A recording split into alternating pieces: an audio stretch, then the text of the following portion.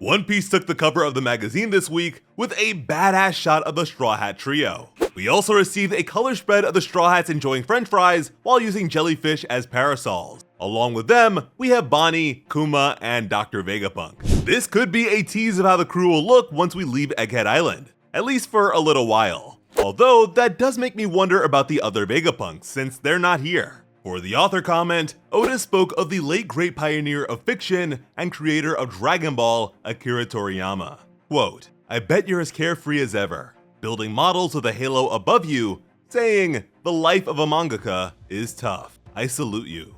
Beginning chapter 1111, the looming threat of St. Marcus Mars triggered an explosion after he crashed through the Frontier Dome. The titanic Itsumade emerged from the onslaught completely unscathed. He looked like a twisted version of Ho-Oh from Pokemon. The Elder narrowed his vision. He was now unsettlingly close to the origin point of Dr. Vegapunk's message to the world. Jinbei looked up with concern. The Sharkman shuddered at the sight and was disturbed by the creature's overwhelming haki. Jinbei shifted his focus back to Zoro and insisted that the fight was over and they needed to run. Zoro seemed to notice Jinbei later than Sanji's comment, but he corrected his friend. Turning, they could see a thoroughly injured Rob Lucci, who was still standing. This is so epic, bro. Lucci is mimicking how Luffy refused to stay down at the end of their first fight. Moments like these make me love this series so much. The Leopard Man prepared to disregard his wounds. With a furiously labored growl, he displayed no desire to quit. Sanji asked Jinbei if he had gotten Zoro yet, and he was ready to do just that. Grabbing hold of him, Jinbei told Zoro that he has already won. He then prepared an attack of his own, but before using it, he was courteous enough to apologize to the agent. Jinbei's 5,000 brick fist resulted in a smokescreen that also pushed them elsewhere. Rob Lucci braced against the gust of wind. They were gone, and Lucci had returned to his human form. But something very inhuman took their place in front of him. The Elder God appeared before the CP0 agent. He wanted to know the location of Vegapunk York. Lucci was stunned. Jinbei had Zoro on his back while they ran away. The swordsman had no idea what he was even looking at. Struggling to catch his breath, Lucci explained that York is still tied up in the control room, which was the 4th floor of Building A. He lifted a black Denden Mushi as he continued. He identified the 2 enemies that just ran away. There were also 5 other Straw Hats and 2 Vegapunks on the upper level with them. He added that they were planning on getting away using the Labostratum's back entrance.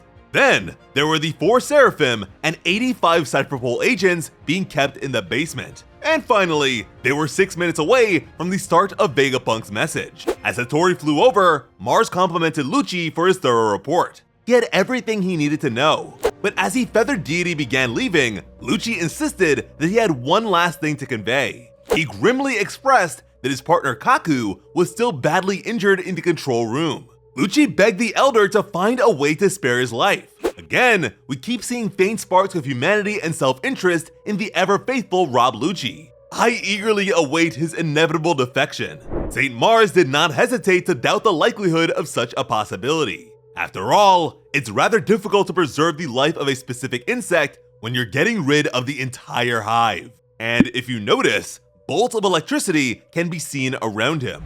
Though hopefully, Luffy can humble him like Enel at some point. Meanwhile, Luffy himself was overjoyed to see his old giant friends.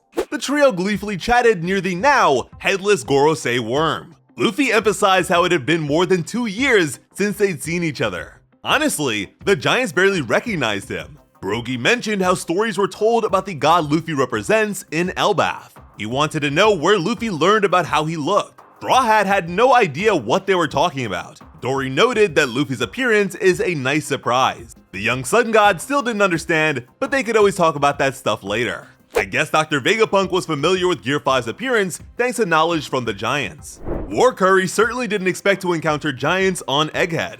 Saturn described it as an unsavory complication. The horrible beast reminded Dory of Elbaf's jungles, which can only mean that we will be visiting those very jungles very soon.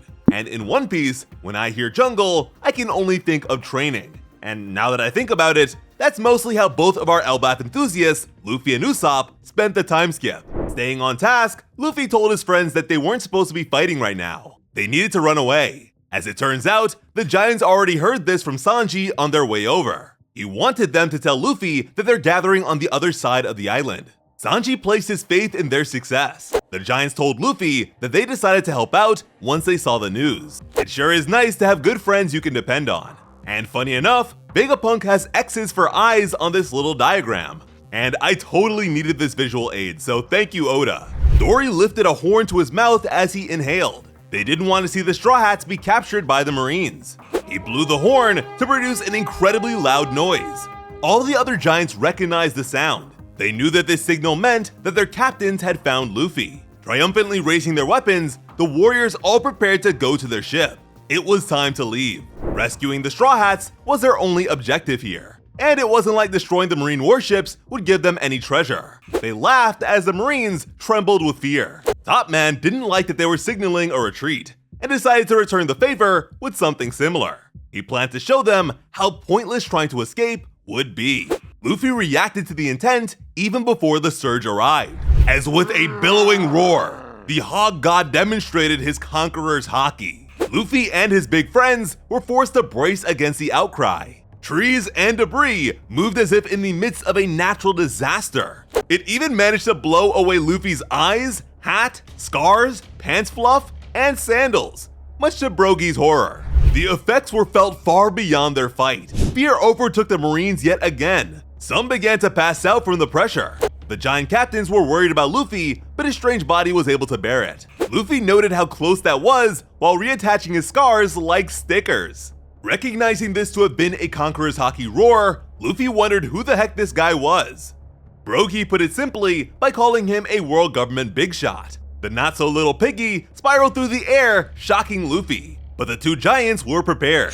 Two of the Hoki's tusks turned into blades and collided with their shields. This is Sun Shield Savalan. Top Man questioned what could have possibly bound the fates of these two giants to someone like Luffy. He wondered if they knew anything about the guy. The warriors laughed at the easy question. Luffy is their friend. With split Skylda, they hurled the oversized pork chop away. He crashed next to Saint Saturn. Dory and Brogy are pretty damn strong. Yet somehow, Mr. 3 managed to deal with the two of them pretty easily. The Ox Spider inhaled deeply while acknowledging their stance. Spewing a barrage of dark pellets, he declared that they would be erased from the world's history along with Luffy. Seeing this, Luffy anticipated a venomous attack and told his buddies to watch out. Extending a huge Gear 3rd sized hand, he uprooted a palm tree. He then rapidly shaved it down with his teeth into a different shape. Then, with a bucket of black paint, he literally coated the bat in his own armament haki. He then put on a helmet and prepared for an easy home run. And if you're wondering why they had the number 56, it's because they read as Gomu in Japanese. It's the same reason why some fans expect Luffy's final bounty to be 5.6 billion at the end of the series, which would place him just above Roger's 5.5 billion. When the spheres approached, Luffy made his move. He simultaneously sent them all back to sender. Erupting into laughter, he told them to have a taste of their own medicine. And it doesn't look like the elders were expecting that to happen. Really, I don't think anyone would. Speaking of the unexpected, the pellets exploded! Luffy was beyond shocked to see the formation of several mushroom clouds.